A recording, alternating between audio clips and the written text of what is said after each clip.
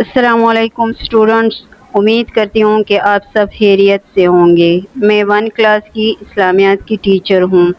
آج ہمارا عنوان ہے نماز اسلام کا بنیادی رکن ہے۔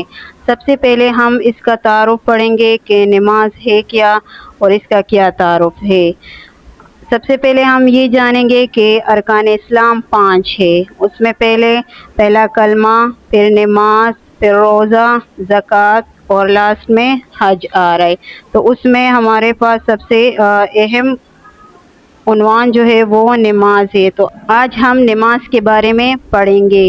نماز اسلام کا بنیادی رکن ہے، یعنی یہ اسلام کے سب سے اہم ستونوں میں سے ایک ہے۔ نماز کے بغیر مسلمان کی زندگی ادھوری سمجھی جاتی ہے۔ جب ایک مسلمان اسلام کے دائرے میں داخل ہوتا ہے تو پہلے وہ کلمہ طیبہ پڑھتا ہے، پھر اس پر نماز پڑھنا فرض ہو جاتا ہے۔ تو اسی طرح نماز ہمارے بنیادی ارکانوں میں سے اہم رکن ہے، اور جب ایک مسلمان بندہ نماز نہیں پڑھتا تو اس کی زندگی اس کے بغیر ادھوری سمجھی جاتی ہے۔ نماز کیا ہے؟ اب ہم جانیں گے کہ نماز ہے کیا۔ نماز اللہ تعالیٰ کی عبادت کرنے کا ایک طریقہ ہے جس میں بندہ اللہ تعالیٰ کے سامنے جا کر کھڑا ہو جاتا ہے، رکوع سجدہ کرتا ہے، دعا کرتا ہے، تسبیح پڑھتا ہے، تسبیحات پڑھتا ہے۔ اس میں ہم اللہ تعالیٰ کے سامنے کھڑے ہو جاتے ہیں اور وہاں پر ہم اللہ تعالیٰ سے دعائیں کرتے ہیں، اللہ تعالیٰ کی حمد و ثنا کرتے ہیں۔ اللہ تعالیٰ کی بہت ساری عبادتیں ہیں، روزہ ہے، حج کرنا ہے، نفل نماز پڑھنا ہے، نوافل ہے، نفلی روزہ رکھنا ہے۔ تو اس میں نماز ایک عبادت ہے جو مسلمان پڑھتا ہے۔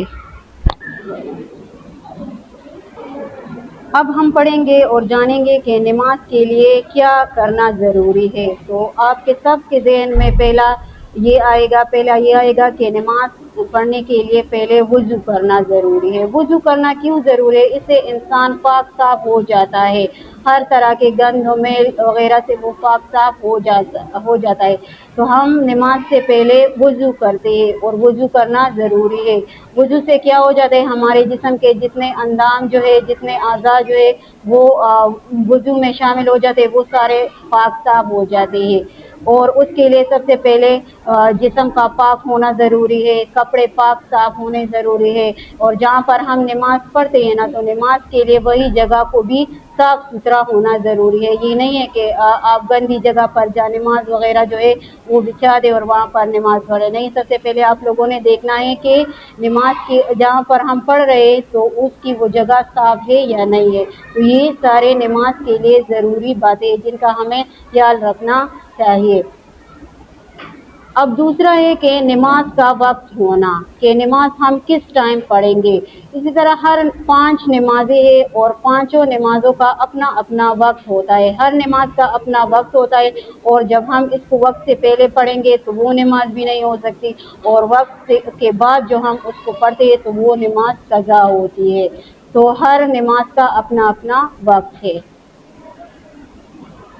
نماز کے فائدے کیا ہے؟ جب ہم نماز پڑھتے ہیں تو اس کا ہمیں کیا فائدہ ملتا ہے؟ اس کا ہمیں یہ فائدہ ملتا ہے کہ اللہ تعالیٰ کی رضا حاصل ہوتی ہے۔ رضا کا مطلب کیا ہے؟ کہ اللہ تعالیٰ ہم سے خوش ہو جاتا ہے اور ہمارے دل کو سکون ملتا ہے۔ جب اللہ تعالیٰ خوش ہوتا ہے وہ ہمارے دل کو سکون دیتا ہے، ہمارا دل اس کی وجہ سے سکون میں ہوتا ہے، ہمارے سارے اگلے پچھلے سارے گناہ جو ہے وہ معاف ہو جاتے ہیں، نظم و ضبط پیدا ہوتا ہے۔ نظم و ضبط مطلب کیا ہے؟ کہ ہم ایک ڈسپلن، ایک نظم و ضبط کے تحت پر ہم وہ نماز پڑھتے ہیں۔ ہر نماز کا ہمارے دل میں ایک جستجو پیدا ہو جاتا ہے کہ ہاں صبح کی نماز کا کون سا ٹائم ہوتا ہے، پھر ظہر کے نماز کا کون سا ٹائم ہوتا ہے۔ تو اس طرح وہ سارے نماز ہمارے دل میں ایک جستجو پیدا کرتا ہے۔ جب ہم دل سے نماز پڑھتے ہیں تو اللہ تعالیٰ ہم سے خوش ہو جاتا ہے اور ہمارے دل میں دوبارہ اور بار بار نماز پڑھنے کا ایک جستجو اور ایک لگن پیدا ہو جاتا ہے۔ امید کرتی ہوں بچوں کہ آپ کو آج کے لیکچر کا سمجھ آیا ہو۔